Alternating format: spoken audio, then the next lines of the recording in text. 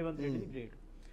అయితే at a time పాలనలో ప్రభుత్వం పార్టీ మీద గ్రిప్ సంపాదించిండు, పార్టీలో తొక్కుకుంటూ వచ్చిండు, కానీ పాలనలో మాత్రము అంటే గ్రిప్ సంపాదించిండే తొక్కుకుంటూ వచ్చిండా, రెండు అంటే వేరు వేరు ఆయన అంటున్న అంశం మళ్ళీ నేను అనడం కాదు, తొక్కుకుంటూ వచ్చినాడు ఆయనే చెప్తున్నాడు.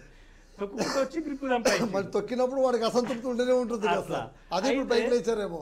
ఎట్ ఏ టైము పాలన మీద ఇప్పుడు అధికారం ఇచ్చారు ప్రజలు, అధికారం ఇచ్చినప్పుడు మనం పాలనలో ప్రూవ్ చేసుకోవాలి. అంతే. పాలనలో ప్రూవ్ చేసుకుంటే నెక్స్ట్ టైం అధికారంలోకి ఇస్తారు. ఎప్పటికైనా governance is different from politics.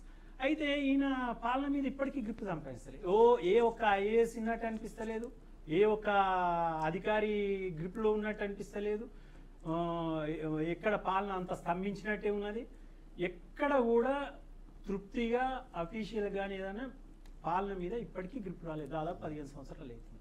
దీనికి అందరికి కారణం ఏంటంటే నేనేమంటున్నా అంటే ఈ సోషల్ మీడియా సీఈఓలు పాలన మీద గ్రిప్ తెచ్చుకుంటారు అని అయితే నేను అనుకుంటలేదు.